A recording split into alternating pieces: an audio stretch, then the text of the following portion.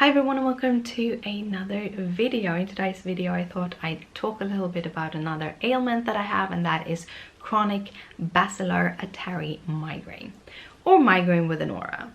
But basilar artery migraine sounds a little bit more badass, don't you think? A couple of disclaimers: I am not in a medical profession. This is not medical advice. I recommend you to see your doctor so they can help you get the right treatment for your specific migraine. Also, I'm making this video for people to maybe relate to, or maybe can get some ideas of what to take to their doctors. Figuring out that you might have a migraine might help being able to tell your symptoms to a doctor in a more cohesive way, and then maybe you can get the treatment that you need. What is a migraine? Well, a migraine is actually not just the pain part that most people associate with a migraine. You can actually figure out if it is a migraine or just a plain headache. If you, when you have this migraine, move around enough to get your blood pumping, if your head starts pumping with a lot of pain, that means that you most likely have a migraine. If it doesn't, you just have a tension headache. But stress relief and taking it easy can help both. So migraine actually have 4 phases. You have a pre-phase, an aura phase, a headache phase, and a post phase.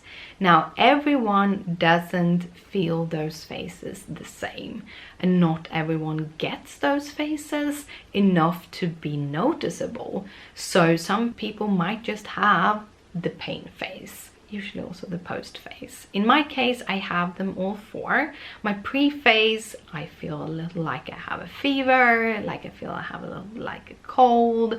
I'm also sometimes very hungry, and sometimes just don't want to eat at all.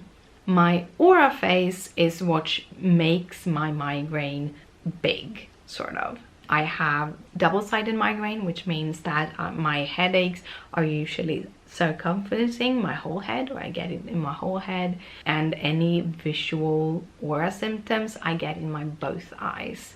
A lot of people have single-sided aura migraines, where they just get in one of the sides the visual issues, and the pain will sit in one side. But mine is double-sided, and therefore I get it in both.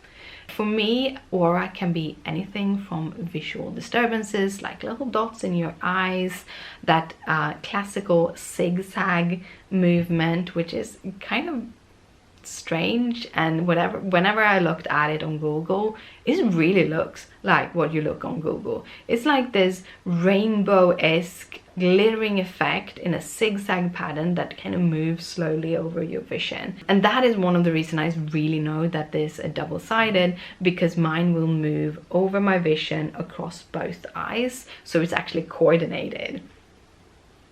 Kind of strange. Other issues I have is I have lost my sight once for a little while. I just went completely black. I lose feeling in my hands, my feet, my nose, my mouth.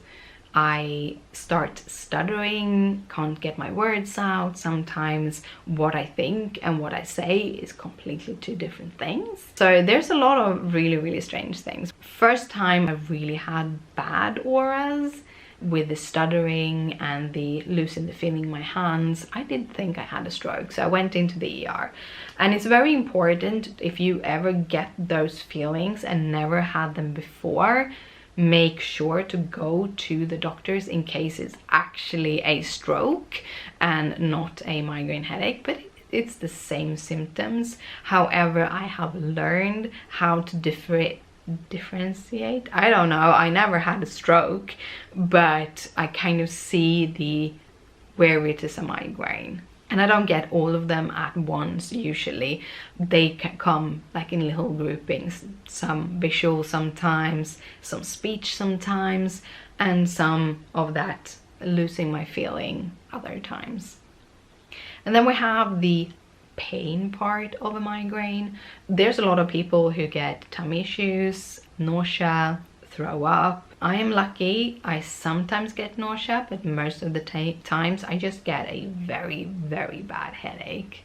And after the headache part, you get the post part of a migraine, which usually is like having a really bad hangover, because there's so much going on for your brain, so you are exhausted. When I'm not treated, I have 2 to 5 attacks a day. Usually chronic migraines are diagnosed with more than 15 attacks in a month, but I get 2 to 5 a day, and they have a tendency to intermingle. So my auras leave off to a pain, and then a new aura starts, and then that leads off to a pain, and they kind of intermingle, and I get pretty exhausted. Today I have a pretty good treatment, but it could be better, so we're still trying to figure out how we can do it. I started to have my migraines when I was 13. I was 11 when I had my period the first time, and my migraines when I was little was, or younger, was hormonal, like straight off hormonal. I had 2 days of migraines every month, like a clockwork. My first medication I had was a medication called Paraflex Comp, which was a muscle relaxant together with something called diclofenac. This is a medication I wasn't allowed to drink alcohol 2 days before or 7 days after. A kind of a scary, diclofenac in itself is a kind of a scary medication. I used that from I was 13, 14 up till I was like 17, 18, somewhere around there, when I found out that they stopped producing it in Sweden because it was a combination medication. They split it up to a muscle relaxant and a diclofenac in a separate pill, and it no longer worked for my migraine. So I got to try out a couple of other medication, some migraine specific. This was in the 90s and early 2000s, just as a kind of a map of it. So there wasn't that many migraine medications on the market. I tried one called Imigran, which really didn't work for my migraine. It just made it 2 times worse. It's one of the few times I actually threw up from my migraine. I also got to try a couple of over-the-counter migraine medications, but because I have asthma and it triggered my asthma, I sadly couldn't continue trying those. And then because I couldn't do all of the other ones, they put me on Citodon, which is a paracetamol and codeine based painkiller, so it's basically chemical morphine. Putting a very young person at 18, 19 on that kind of medication might not have been the best idea, but that was what they had. Happily enough, I don't have a psychological dependence on the medication. I really don't like how it makes me feel. I get all groggy and can't really think. I try not to eat it. However, I had a period of a couple of years when I ate it daily because of pain. But we're getting ahead of ourselves a little bit. When I was 30, I went into menopause, which meant that my migraine actually changed a little bit. And somewhere around 34, 35 was when my prolactin levels rose. So I have a little teeny tiny non-cancerous tumor in the brain called the prolactinoma. I have a video on that, so I can put it somewhere. And basically it produces prolactin, and it's not a very big one. It doesn't seem to grow very fast, but my migraines is getting triggered by the prolactin. If I didn't have my migraine, I would know that I had that little teeny tiny tumor. Because it's so little, they won't operate on it because it's going to be hard to do so, and it is in the center of the brain, and there's a lot of things there that you don't want to get touched. I have tried shrinking medications, however they don't really work with me because I can't really deal with anything that is mind medications. I get a lot of side effects, so sadly I couldn't. But that means that I had to live with the migraines and I had to treat them. So in 2016 I was actually diagnosed with chronic migraines, and then we started to try to treat it. Up until then I've been treating it with the Citodon, which I also had for joint pain because I was in kind of the height of my lupus. I have a very nice lupus, but at the time I had a lot of joint issues, a lot of fatigue, brain fog, and all of those things. And the joint pain, because I can't eat any other painkillers, Citodon was the only thing that could give me what I needed. So I was actually having one time of those 4 years, I had like the top amount of pills. I even went up at night to take my pills to be able to sleep, but I don't anymore, so that's good. But I did have that medication, and it's not a good medication for a migraine because it is paracetamol, and paracetamol can actually cause headaches in the long run. So we started looking at other medication. I got to meet a neurologist. We did an MRI. I actually had a couple of MRIs earlier to make sure that it is a migraine and not something else. But I again got to do a couple of MRIs, and we found that there were no issues except for the little prolactinoma. I don't have it. My brain is really nice and fine. She started trying to treat me for migraines. The first kind of medication we tried was antidepressants, epilepsy medication, sedatives. Those were the kind of medications, because there's a side effect on those 3 kinds of medication that actually affects the pain center, so you don't get as much pain. So people that have chronic pain usually also goes on those kind of medications, but can actually reduce the pain. But in my case, my body doesn't really handle those kind of medications very well. I very easily get the side effects like nausea, tiredness, depression, and in some cases mania. There's one medication that really changed my personality, and yeah, I've tried so many medications. I think I tried about 20. I am on a new one right now. But what you also need to know that different medications work differently for different people. We have different brain chemistry. So what didn't work for me might work for you brilliantly. You might not be tired like I was. You might actually be very clear in your brain. And most of all, you might not have your migraines. Those pills were never enough for me, and because of the side effects I had, after a month or two, had to just step off them. I think it was at the end of 2016 or the beginning of 2017 or something like that was when my doctor actually started prescribing me Botox. Botox for migraine is very much different from beauty Botox. You get your Botox, or I get my Botox every 12 weeks. Which is on the lower end of space in between. I think I've had it on 11th weeks also, kind of depending on how bad my migraine is. I get shots over my eyebrows, in my hair lining, down my back of my neck, and out of my shoulders. It's 31 needle stitches, and they're so painful, they're so stinging. However, I have hardly no pain in my head unless there's something else that's affecting it. When I'm not treated for my auras, I have more pain because the auras kind of build on each other, and I will push above what the Botox can handle. But it is reduced my migraine a lot. In 2018 or 2019, a new medication came out on the market called Aimovig. My neurologist is specializing in migraines. She's a part of the people who are pulling out these new medication, which is super cool. As soon as it came out on the market, I got to try the new medication called Aimovig.